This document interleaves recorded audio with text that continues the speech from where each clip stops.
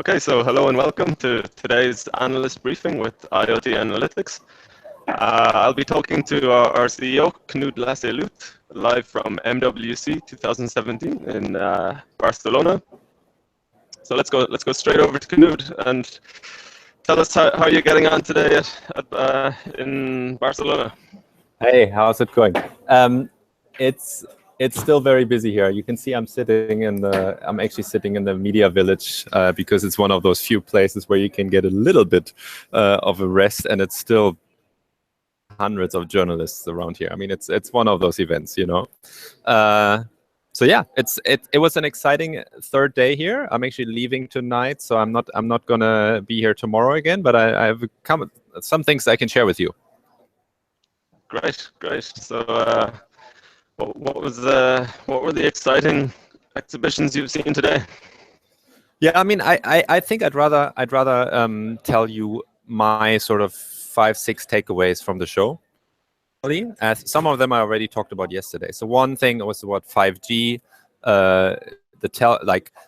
My take on this is telecommunications companies in general need to find the next thing because their revenues are not necessarily going up; they're actually declining, or like they have a bit of a problem. They got to find something else, and they're hanging on to this 5G thing, which is, from an IoT point of view, not that important.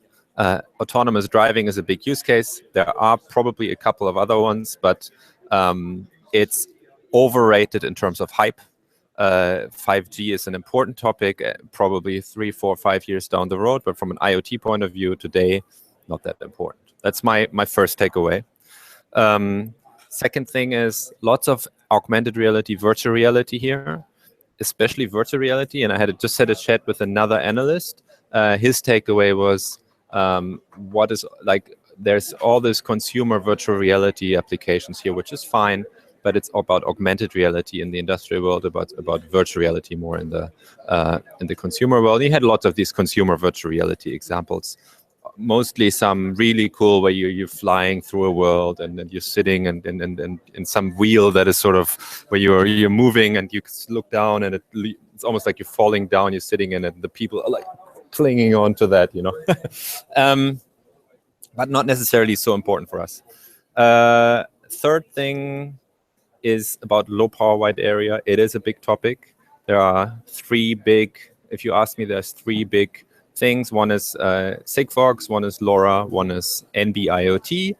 And in conjunction with NB-IoT, there's LTE-M, which when I talked to Sierra Wireless, they said basically they do prefer LTE-M over NB-IoT because they say it can do the same and is actually preferable for some technical reasons, which I didn't want to go into.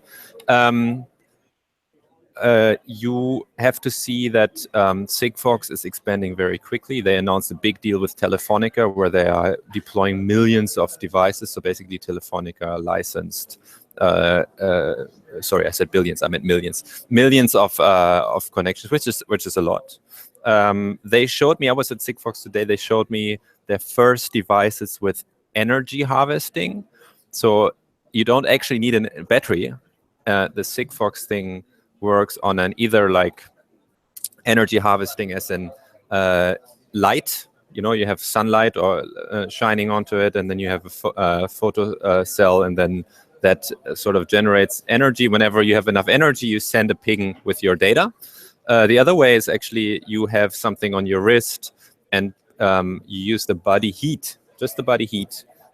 And because it's so low power, that you can do this kind of setup. And I think this is exciting because that basically takes away one of the biggest problems, which is around battery usage. And you could use it as long as you want, basically. I mean, this could hold a lifetime maybe. So those were two pretty cool things. So that was number 3, low power. I've been looking for blockchain. Blockchain is not a topic at this, like last time we talked at IoT Tech Expo, blockchain was a big topic, even though there were little real implementations. Here it's not a big topic, but as I told you yesterday, I found an interesting example with IoT security. I'll throw in another one because it has nothing to do with IoT, but we're at Mobile World Congress. The Nokia 3310. So if you've heard of it, do you know what the Nokia 3310 is, Padraig? Yeah, I had one back in the day. It was, I think I used to play Snake on it. So Yeah, I and heard, so I heard Nokia it making has. a comeback. Yeah, well, Nokia announced it here at the show. I had it in my hand. It took me 20 minutes to actually get there, and there was the queue was long.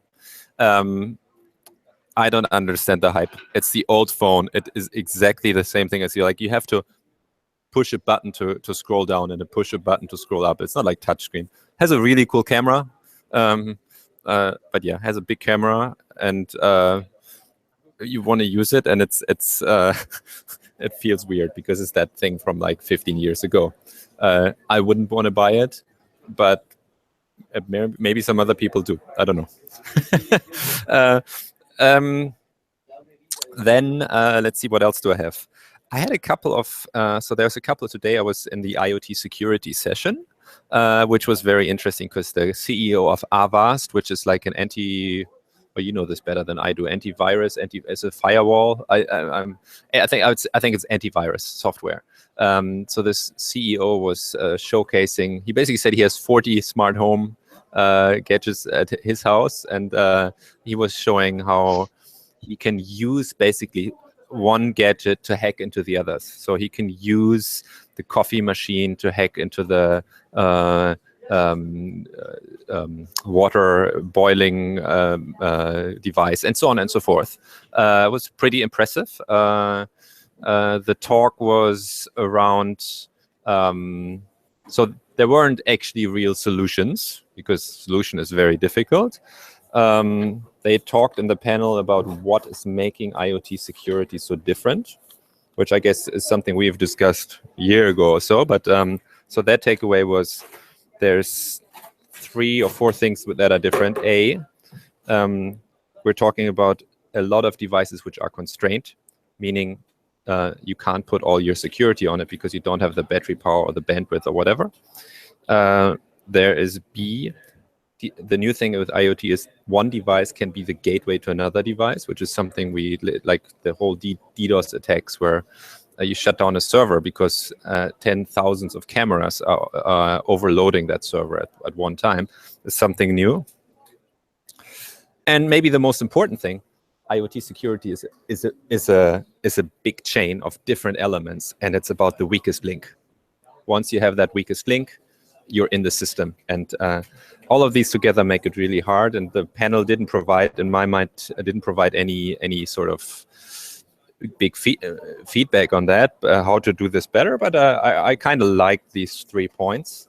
And on top of that, then the discussion was, well, do you design really good firewalls and block everything, and or do you do the other, which is 2 different philosophies? Either you put a cage around everything, or you put a mechanism that sort of checks for anomalies. And I think that's the direction we're going, which is, hey, there's a philosophy around you got to have a constant anomaly detection where you can spot quickly when something is not right, when some device that is never sending data all of a sudden sends a lot of data because someone has broken into it or something. So that was another interesting discussion there. Let me just quickly check my notes here. Yes, and then maybe the last point I had was around edge analytics. We've talked about this a lot. Edge meaning sort of everything that's not in the cloud, but actually towards the device. And when here at Mobile World Congress, when people talk about edge, some people talk about the edge in terms of the telephone equipment, the equipment that is necessary to get to those areas that haven't been connected yet, which is something that in IoT we would never talk about it like that as edge. But then even in IoT, when you talk about edge, there's some people that talk about the gateway and they call it the edge. So then they talk about edge analytics on the gateway. And I had a very interesting discussion with the guys from Greenwave, who are doing edge analytics on small devices with a very small stack, and then doing analytics in the sense of machine learning on the spot for specific applications where you need to make decisions quickly, such as in a self-driving vehicle case, or in specific predictive maintenance cases where within an instant you need to shut something down. And their example is the ship, is a motor on a ship. Oh, I've been talking for like 10 minutes now. I mean, I've gone through my point. So is that pretty clear to you?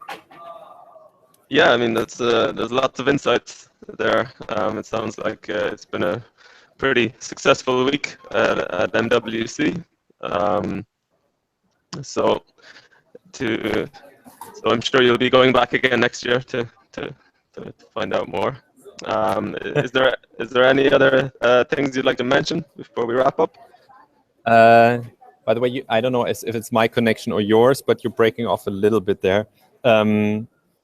I have a number of other things I have to say, but for now I would say let's leave our viewers with that. Generally speaking, I think IoT is a lot more real this year.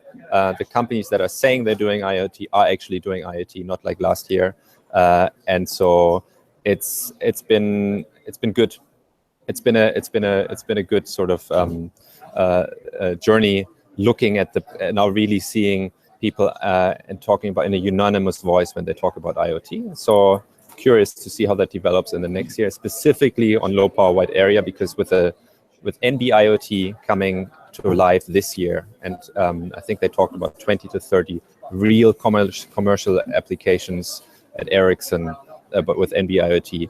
With that coming to life, we will see how much battery power will it actually use, how expensive will it really be, and how many people will actually adopt that technology, and that will give us an idea then next year how NB-IoT stacks up against the other low power wide area. So I would expect to be talking about those numbers next year. Great.